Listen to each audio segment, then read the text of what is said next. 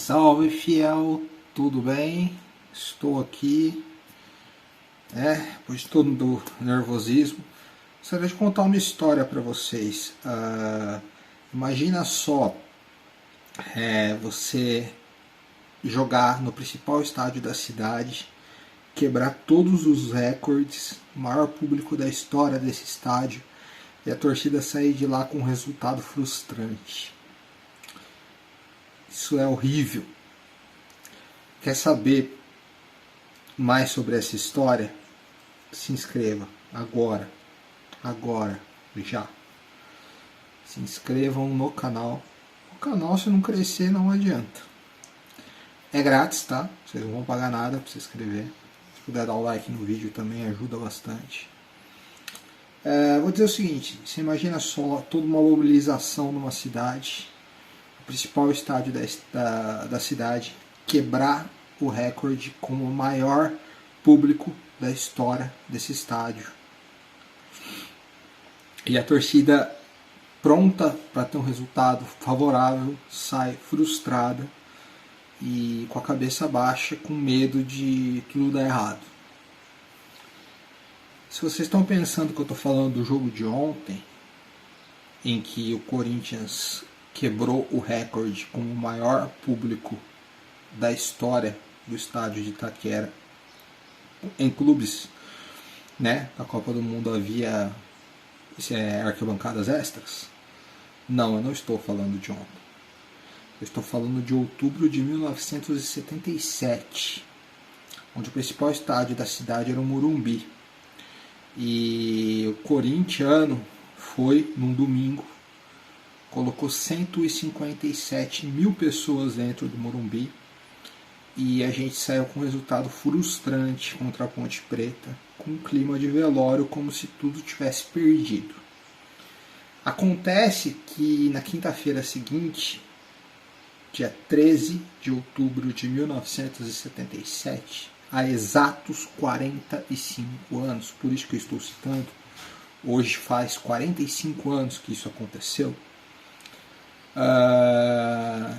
toda aquela frustração, todo aquele medo, tudo aquilo que tinha acontecido naquele jogo, veio abaixo para muitos o maior jogo da história do clube, do Corinthians, do Esporte Clube Corinthians Paulista, o dia de São Basílio, certo? Para mim esse dia só foi superado pelo dia 4 de julho de 2012. O paralelo que a gente vai fazer é isso. Assim como em outubro de 77, em outubro de 2022, a gente encheu o estádio, maior público da história, recorde, e um resultado frustrante, deixando a torcida com medo, com receio de que tudo vai dar errado.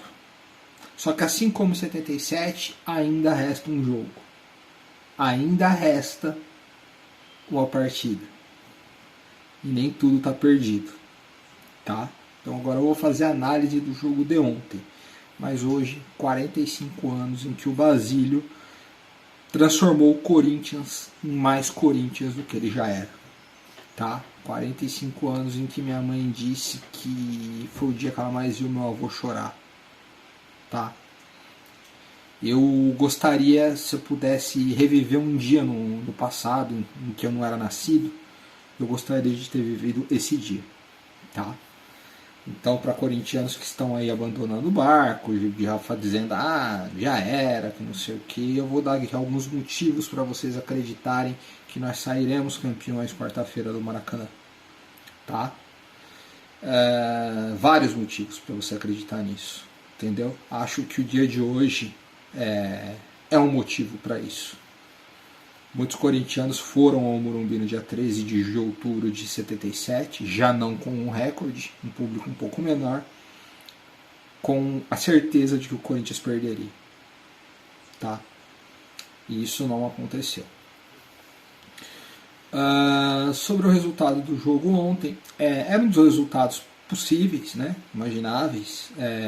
Foi um jogo em que as equipes eu senti travados, com medo de jogar, principalmente no começo do jogo, os dois, querendo ir só na boa, e eu imaginava que isso acontecesse, tá? Eu imaginava que isso fosse acontecer, por N circunstâncias, e às vezes o medo de perder tira a vontade de ganhar.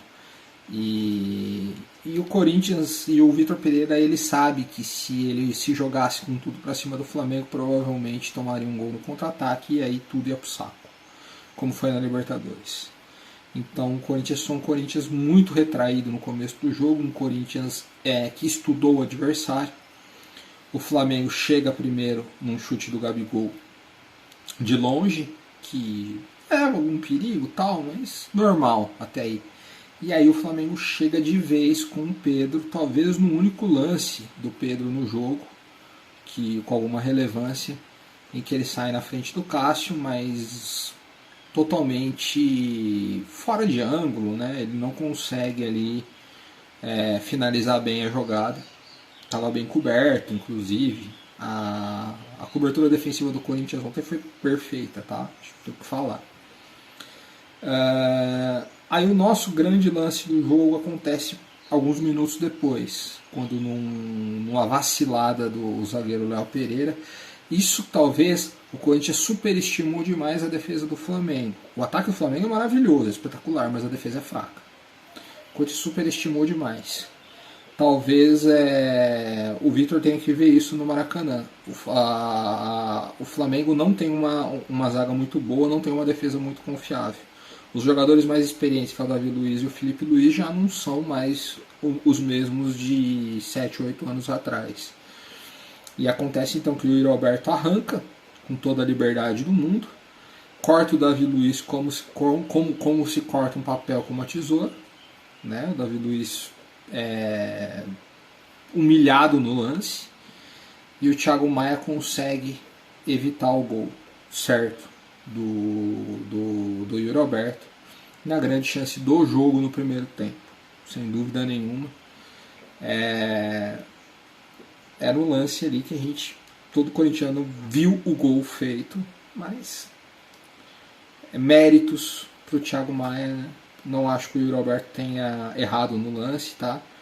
Ele não é um hiper velocista. Talvez se o Sterling pegasse essa bola, talvez ele arrancasse e entrasse dentro do gol com bola e tudo. O Yuri Alberto é um jogador veloz, tem velocidade, mas ele saiu muito de trás, né? Não dava para ele correr tão rápido para deixar a zaga do Flamengo para trás e ele entrar do jeito que queria dentro da área. Não teve jeito. Ele corta muito bem o Davi Luiz no primeiro lance, mas no segundo não tem muito o que fazer. E ele sozinho ali praticamente. Então não condeno o Yuri por essa jogada. E aí termina o primeiro tempo, diferentemente da Libertadores, termina já com mais equilibrado, entendeu? Aí começa o segundo tempo. Aí, como eu falei, aí a gasolina de alguns jogadores do Corinthians começa a acabar. E o Flamengo começa a crescer na partida, mas sem grandes chances. Aí num lançamento, num cruzamento, a bola sobra para o Gabigol dentro da área. Também um gol que para mim seria certo. E aí o nosso senhor Cássio, que tem que ser canonizado, faz mais um dos seus milagres. E evita que naquele momento ali o gol do Flamengo também acabaria com muita coisa. E aí o Corinthians dá uma respirada. E aí o Vitor faz a sua primeira mudança. Para mim o Vitor demorou demais para mexer no Corinthians. Ele foi mexer pela primeira vez aos 22 do segundo tempo. Não é normal o Vitor fazer isso, mas ele demorou. E quando mexeu, ele tirou o Roger Guedes e o Renato Augusto. Muitos corintianos não gostaram da substituição, acharam que o Vitor errou, que não sei o quê. Só que a gente tem que ver a situação de momento. O Roger Guedes tem sido o principal jogador do Corinthians nos últimos jogos, mas ontem ele não entrou em campo. Ele não pegou na bola. Tá? Ele não apareceu para tabelar. Ele não arrancou com a bola para as pontas. Então, quando estava jogando com o Roger Guedes, então quando estava jogando com um a menos. E é normal um jogador fazer um jogo ruim, né? Não acontece. Ontem o Roger Guedes não esteve em campo.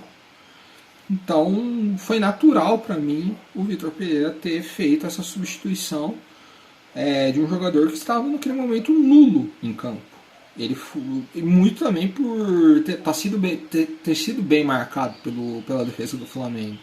Então ele tentou mudar um pouco isso aí. Com relação ao Renato Augusto, o Renato Augusto é craque, é jogador que decide partidas. Mas naquele momento o Renato estava tendo que voltar para marcar e dar carrinho.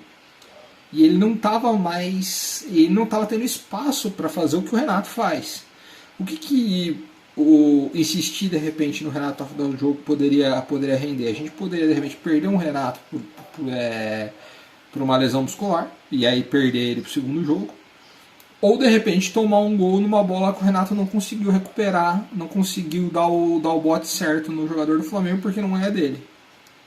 Então aí eu entendo a substituição do Vitor. Eu também não gostaria, obviamente adoraria ter o Renato 90 minutos todos os jogos, mas naquele momento era necessário ser feita essa substituição. E o Corinthians melhora depois dessas substituições. O Corinthians melhora, dá um novo gás para o time, entre o Juliano e entra o Vital, né? Entre o Vital e o Juliano. E o Corinthians dá um gás melhor, o Corinthians dá uma oxigenada ali em o Renato, que estava cercado, estava tendo que voltar muito, e o Roger Guedes que não tinha aparecido ainda em campo. E talvez tenha sido o melhor momento do Corinthians coletivamente no campo, né? O Juliano tem uma chance claríssima de gol, que de novo o Thiago Maia, que foi o melhor jogador do Flamengo, sem dúvida nenhuma, faz uma alavanca perfeita e evita o gol certo do Juliano também. Tá? E aí ele vem para o segundo pacote de substituição, Vitor. Ele tira assim, aí sim os dois piores jogadores em campo do Corinthians, que era o Watson e o Duqueiroz, entendeu? Como a torcida do Corinthians gosta de tratar o jogador da base como se fosse lixo, aí surge um Everton Ribeiro que estava do outro lado lá, e aí vai jogar lá, né? Em vez de estar jogando aqui. Você entendeu? O Watson e o Duqueiroz não jogaram nada ontem, mas chamá-los de inúteis, de lixo, de que não servem para mais nada, só vai fazer você jogar fora o patrimônio do clube. Então é burrice fazer isso. Eles não estavam bem, saíram. Ponto. Beleza, tomara que melhorem nos próximos jogos. Eu não iria com o Watson titular no próximo jogo, tá? Não iria. E se o Maicon tiver em boas condições, ou até mesmo o Ramiro, talvez eu não iria também com o Duqueiroz titular. Eu colocaria o Maicon titular contra o Goiás agora para ver como está a condição dele, para de repente ir Maicon e o Fausto Vera juntos no jogo da volta e no lugar do Watson, talvez o Juliano seja uma opção mais interessante para povoar o meio campo ali no Maracanã. Tá? Isso falando eu, tá? Não sei se é o que o Vitor vai pensar. A partir daí, como eu falei, o Corinthians melhor em campo. Tem o lance do pênalti. Eu não vou falar porque VAR, Corinthians e Flamengo a gente já sabe o resultado. Quando o juiz pôs a mão no ouvido, eu já sabia que não iria dar pênalti. Tá? Só deu contra o Atlético Paranaense porque não tinha como não dar. Era para ele ter dado em campo, não era nem para ele ter precisado do VAR. O VAR é totalmente, sempre é contra o Corinthians. Sempre. Quando é a favor é uma coisa clara, é uma coisa óbvia. Você entendeu? Como foi o pênalti de sábado, em que o Ramiro levou um chute por trás. Que o jogador Atlético Paranaense erra a bola e chuta o Ramiro. Nem precisava do VAR. Como no lance contra o Palmeiras, ele não vai sequer olhar o que aconteceu. Ele não vai sequer olhar o que aconteceu. Como no lance lá do pênalti do Murilo contra o Palmeiras. Você entendeu? Então isso é normal. Isso é natural. Então o corintiano já sabe que vai ter que passar por isso. Entendeu? Que além de vencer o bom time do Flamengo, a gente tem que passar pelo VAR. Que complica um pouco mais as coisas.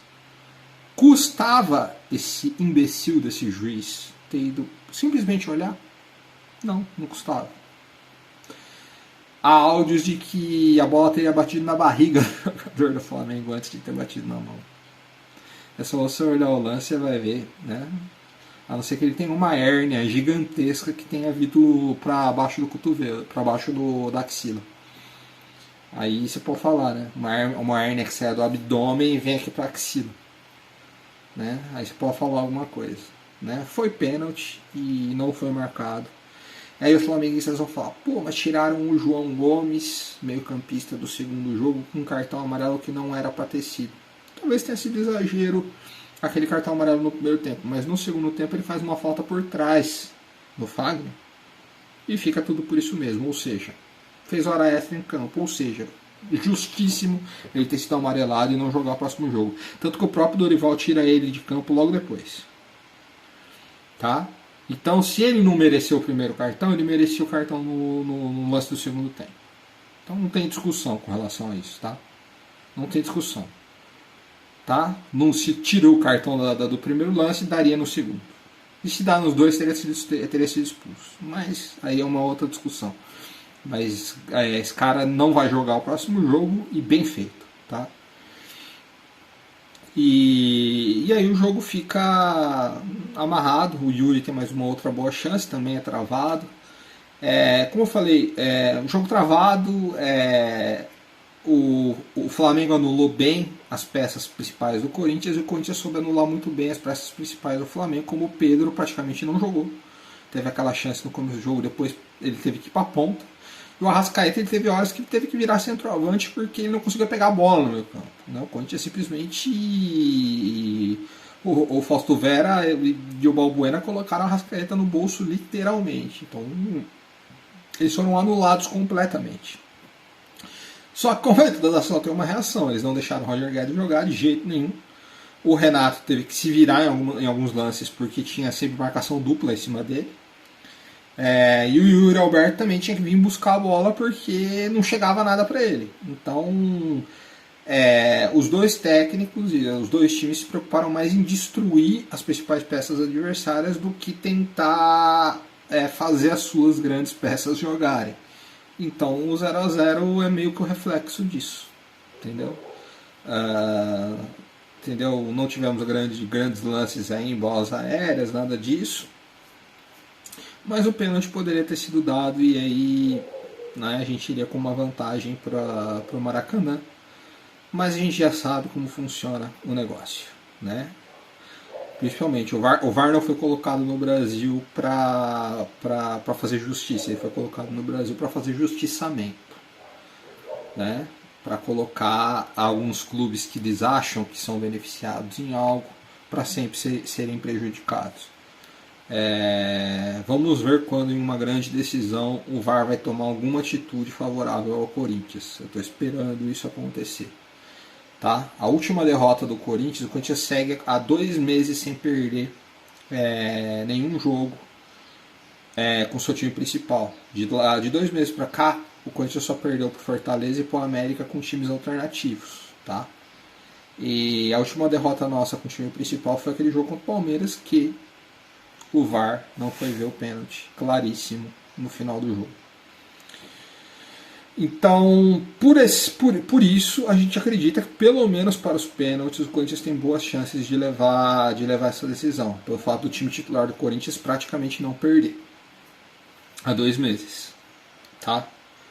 Outra coisa, das decisões que o Flamengo teve na Libertadores e na Copa do Brasil, os resultados do Flamengo no Maracanã foram bem abaixo do que os resultados do Flamengo fora de casa. E na Copa do Brasil, os 2 últimos jogos do Flamengo no Maracanã, ele só fez um gol e só venceu um jogo, que foi contra o São Paulo, onde o São Paulo teve que arrumar um jeito de ir para cima e acabou tomando um gol e perdeu de 1x0. Contra o Atlético Paranaense acabou 0x0. Na Libertadores, contra o Corinthians precisou sair para cima e acabou perdendo de 1x0 também. E contra o Vélez precisava de um milagre, sai até na frente, faz um bom jogo o Vélez, mas aí não tinha muito o que fazer, né? Porque já estava praticamente eliminado e toma uma virada 2x1. Então, ou seja, dentro do Maracanã o Flamengo não é aquele leão todo. O Flamengo é um time que normalmente ele rende mais fora de casa, diferentemente do Corinthians. Então o Corinthians vai ter que fazer aquela partida para não perder. E aí confiar no nosso querido goleiro, caso a gente consiga levar para os pênaltis. Se a gente conseguir ganhar um jogo maravilhoso, né? Espetacular. Mas o Atlético Paranaense conseguiu anular o Flamengo no Maracanã, o Vélez conseguiu fazer um grande jogo contra o Flamengo no Maracanã, o próprio São Paulo conseguiu fazer um bom jogo contra o Flamengo no Maracanã. E a gente na Libertadores, né, também, o time dilacerado, a gente conseguiu até jogar bem no Maracanã, conforme o que era possível ser feito naquele momento. Entendeu? Então, isso faz também a gente acreditar que o Corinthians vai conseguir jogar com a casinha fechada, daquele jeito, explorar o contra-ataque. De repente eu deixaria Adson e o Mosquito para o segundo tempo para explorar a velocidade quando o Flamengo já está cansado. O Flamengo, o Corinthians praticamente termina a sua temporada na quarta que vem. Já o Flamengo tem um jogo importantíssimo dia 29 e tem o seu quarteto ofensivo que deve jogar a Copa do Mundo, acho que exceto o Gabigol. Então a cabeça dos jogadores é outra. O Arrascaeta, por exemplo, é óbvio. Ele tem na cabeça dele uma decisão de Libertadores e uma Copa do Mundo em que ele vai ser titular. É óbvio que o Arrascaeta não vai arriscar, né, e ele está com problemas físicos, ele não vai arriscar tudo nessa Copa do Brasil. Então a gente tem que aproveitar isso. Entendeu? Ontem a gente conseguiu anular ele e fazer isso de novo no Maracanã.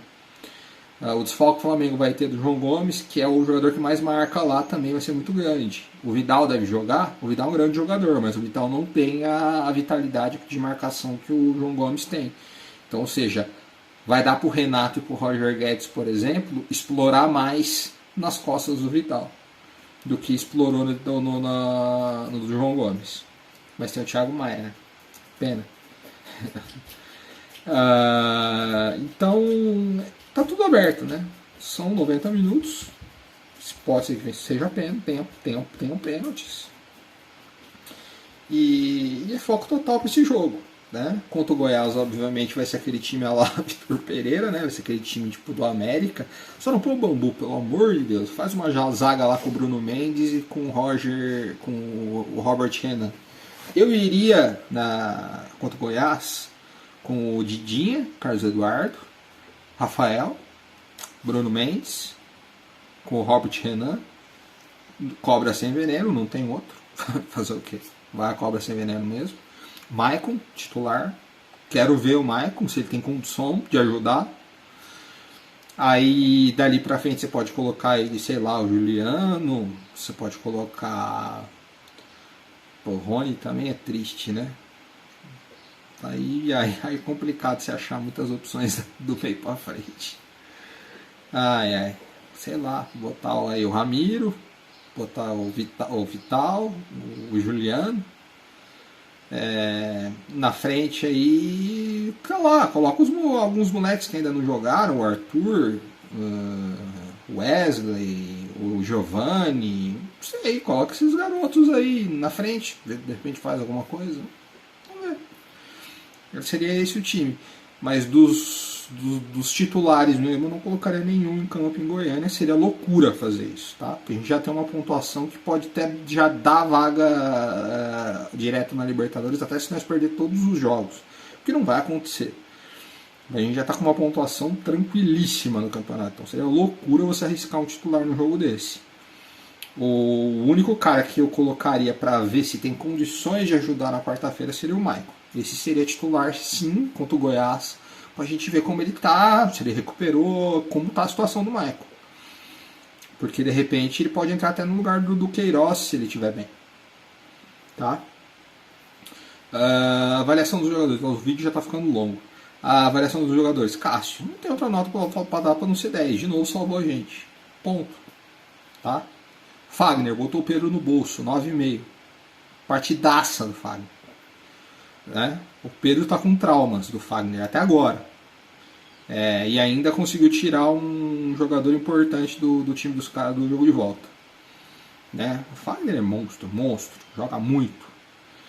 Balbuena, nota 9. A defesa do Corinthians foi maravilhosa, não tem o que falar. O Balbuena nota 9. Né? Não deixou a Arrascaeta jogar. Não perdeu uma bola no alto. O Gil, cara, o Gil me surpreendeu, velho. Nossa, ele ganhou uma bola do Gabigol que parecia que ele estava jogando de terno. Nota 9 pro Gil também. Tem partida excelente. Excelente dele. O Fábio Santos, putz, ele joga com um menino às vezes, cara. Eu vejo, por exemplo, o Felipe Luiz e o Fábio Santos em campo. O Fábio Santos é mais velho que o Felipe Luiz. O Felipe Luiz claramente já está em declínio físico. E o Fábio Santos joga às vezes como um menino, cara. Era inacreditável. É inacreditável a vontade e a garra do Fábio Santos, o maior lateral esquerdo da história do Corinthians. E merece demais esse título, Fábio. Você merece muito esse título, cara. Você é um dos caras que mais merece esse título. Tá? Vou dar 9,5 para você. O Fausto Vera, pô, é brincadeira esse cara, né? Corinthians aproveita enquanto dá, porque se cai ele vai jogar no Real Madrid, ele vai jogar no Manchester City, ele vai jogar no Bayern de Munique em breve. A gente vai ter muito o que fazer muito tempo com esse cara. Então aproveitem para ver ele em campo enquanto dá. Mas quando tava o Paulinho no auge lá, a gente tava, vamos aproveitar enquanto dá, porque daqui a pouco a gente sabe que ele não vai estar mais aqui. Então, se o Corinthians conseguir ficar mais um ano com o Fausto Vera, já tá ótimo, porque ele não tem nível para jogar no Brasil. Você entendeu? O nível do Fausto Vera é nível de Champions League. Entendeu? Nota 9 para ele, sem dúvida nenhuma. Duqueiroz, um dos piores em campo, tá? Vou dar nota 5 para ele. Deixou espaços, não ajudou em nada ofensivamente. Só que não é um lixo, tá? Ele está em declínio, ele está numa fase ruim. Quando estava na boa, todo mundo falava, tal. Acho que é um jogador que pode até chegar em seleção brasileira. Mas ontem foi muito mal, tá? O Renato é gênio, é craque. Tem uma bola que ele pega, que tem 2 grudados nele. Ele passa pelos 2 e dá de letra, velho. Não tem muito o que falar do Renato. Tem 2 chutes que ele acaba errando. Só que ele não conseguiu jogar do jeito que o Renato sabe, e era meio óbvio isso, porque o Flamengo não é idiota de dar espaço, nenhum clube é idiota para dar espaço pro Renato. Se você dá espaço pro Renato, você está assinando sua sentença de morte, cara. Então, vou dar nota 7 pro Renato, mas não deu para ele fazer mais do que isso, não foi culpa do Renato, entendeu? Não deu para fazer muito mais do que isso. Roger Guedes, nota 4, você não entrou em campo. Não conseguiu se desmarcar, não conseguiu fazer tabela, não conseguiu voltar para buscar a bola e ainda saiu bravinho com substituição. Cara, futebol, meu irmão. Se você tá bem, você fica. Você joga. Ontem, o Corinthians estava jogando com a menos com você em campo. Com a menos. Então você tem que aceitar que fala, pô, hoje nada tá dando certo para mim. Ah, mas pode cair uma bola no pé dele, ele decide a partida. Pode cair uma bola no meu pé. Pode cair uma bola no pé de qualquer um. O que não dá é para você insistir num jogador que está sendo um a menos em campo. Você entendeu? Então a partida é muito ruim do Roger Guedes. Então, Roger, estude para você tentar se desmarcar no próximo jogo. Porque é óbvio que o Flamengo vai em cima de você. Então, inverte lado, joga mais pelo meio, tenta buscar a bola, tenta tabelar, se não der para tabelar com o Yuri, sei lá, tabela com o Fagner, tabela com o Fábio Santos, busca alternativas de jogo, porque mole o Flamengo não vai te dar, o Flamengo não vai dar o mel na sua chupeta, não vai falar, Roger, faz aí o que você quer. Então, por favor, né? O Watson foi o pior em campo ontem, o pior em campo. Eu até entendo o Vitor ter apostado nele, garoto, velocidade e tal, dá nota 4 pro Adson. Não deu certo. Não deu certo. É um lixo? Não é um lixo, mas ontem foi muito mal. Entendeu? E o Yuri Alberto vou dar nota 8 porque tenta. Porque quando a coisa não tá fácil, ele busca tem alguma coisa. E praticamente tudo que o Corinthians criou de finalização foi com o Yuri Alberto. Comecinho do jogo lá, ele pega uma bola e chuta rasteirinho ali no canto e vai no gol e gol. Aí tem a arrancada. Foi o melhor do nosso ataque, disparado, tranquilo. Dos caras que entraram, tá? O Vital fez mais que o Roger Guedes. Pelo menos apareceu, pelo menos foi alternativa. Naquela pressão final que o Corinthians deu no jogo, ele fez uma boa tabelinha com o Fábio Santos. Apareceu mais que o Roger Guedes. O Vital é melhor que o Roger Guedes? Não. O Vital tem que ser titular no lugar do Roger Guedes? Não. Mas ontem jogou melhor. Jogou melhor que o Roger Guedes. Então vou dar nota 6 pro Vital. O Ramiro jogou mais que o do Queiroz. Melhorou quando ele entrou. Vou dar nota 6 vou dar nota 7 pro Ramiro. Entendeu? O Mosquito igual o Watson. Não adiantou, não resolveu nada. Não resolveu nada, nota 4 pro Mosquito. Entrou. Foi o Vital, foi o Ramiro, foi o Mosquito e o Juliano. O Juliano foi o melhor dos que entraram. 7,5 para ele, por muito pouco não fez o gol. Por muito pouco. Muito mais por mérito do Thiago Maia do que de mérito do Juliano. Apareceu e seria para mim uma possibilidade de ser titular no jogo da quarta-feira que vem. Eu olharia com carinho, porque eu acho que descarregaria um pouco o Renato. Se o Flamengo faz marcação dupla no Renato, deixa o Juliano livre. Então eu pensaria muito seriamente no Juliano titular no jogo da quarta-feira. Tá? Muito seriamente, até porque Adson e Mosquito não estão rendendo. Ponto. Fora isso, entendeu? Tem que ir pra guerra, tem que ir pra batalha, né? A gente está vivo e a nossa camisa é gigante. E se é para animar os corintianos, desde que o novo Maracanã foi inaugurado, o Flamengo só atropelou o Corinthians, só passou o carro em cima do Corinthians uma vez, que foi aquele Flamengo do Jorge Jesus, que estava atropelando todo mundo, que foi aquele jogo que derrubou o Carille. Fora dali, ou o Corinthians venceu, ou o Corinthians empatou, ou o Flamengo ganhou num sufoco desgramado, como foi, por exemplo, no ano passado. Um gol no último minuto, que o Gabriel toma a caneta do Rodinei. Ou no ano com o Mancini, que o Flamengo ganha com o gol do Gabigol impedido. Que aí o VAR de novo não faz o seu trabalho. E olha que o Corinthians naquele jogo foi gol até com o Léo Natel, né? Foi um jogo bizarro, né? E o Flamengo foi campeão naquele ano. Então, normalmente, o Corinthians faz bons jogos contra o Flamengo no Maracanã. Até quando eles eliminaram a gente da Copa do Brasil, foi com o gol do Rodrigo Caio, também com o VAR, com a ajuda do VAR, aos 43 do segundo tempo, num lance de bola parada, talvez, e porque o Corinthians precisava de qualquer jeito fazer um gol, porque tinha perdido aqui. Talvez, se não precisasse, talvez aquele jogo tivesse terminado 0-0.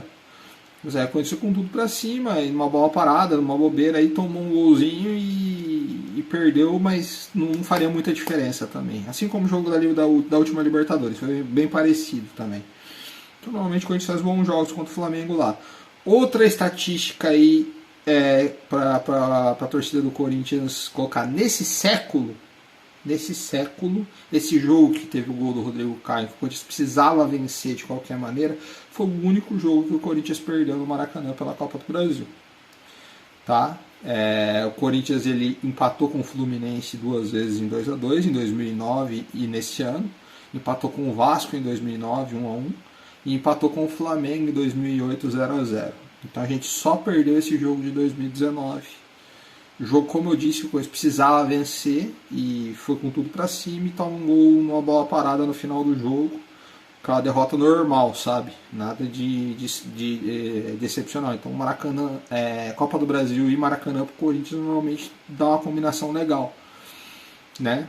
Então todos esses outros confrontos que eu disse, o Corinthians classificou em todos eles. As 2 vezes contra o Fluminense, aquela vez contra o Vasco. Todas elas o Corinthians se classificou. Eu acho que fora disso o Corinthians só tinha perdido para o Botafogo com um time reserva no ano 2000. Aí o Corinthians perdeu o Botafogo no Maracanã. E então também com o time reserva no ano 2000 e aí de lá para cá, contando esse século 2000 para cá, o Corinthians só teve uma derrota no Maracanã pela Copa do Brasil. O Kahneman não teve nenhuma vitória também, mas os outros jogos o Corinthians se classificou sempre, o Corinthians sempre avançou nos confrontos. Então esperamos aí que o Maracanã, né, o Santo Maracanã do dia 14 de janeiro de 2000 esteja do nosso lado, tá? Eu acredito.